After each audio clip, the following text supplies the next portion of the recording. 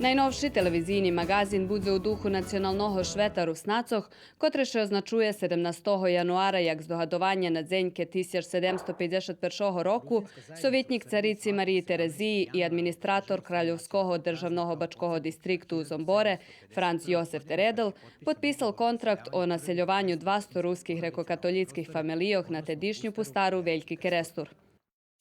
U magazinu prikažeme jak Rusnaci po naših mestoh toho roku preslaveli naše šveto i jaki programi pririhtali za totu nahodu.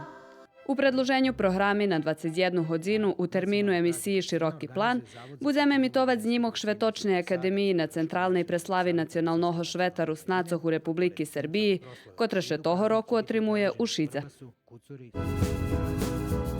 Televizijni magazin na njedzelju na 20 hodin, a znimok Švetočne akademiji na 21 hodinu.